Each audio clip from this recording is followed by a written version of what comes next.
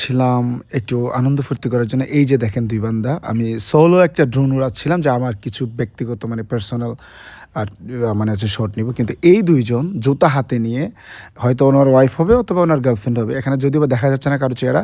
এই নাচানাচি করতেছে। মানে আমার সামনে এসে।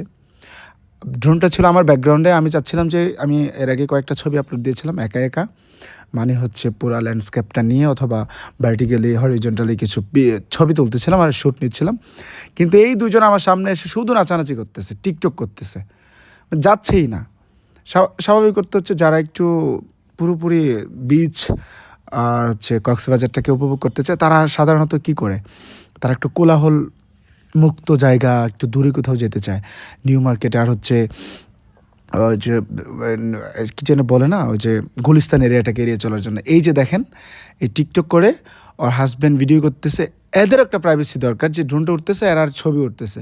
কিন্তু এরা আমার সামনেই নাচানাচি করতেছে, আমার সামনেই নাচানাচি করতেছে। ভাই সিঙ্গেল হলে কি এটাই দোষ? মানে আমি কি করব? আমার কিছু করার আছে?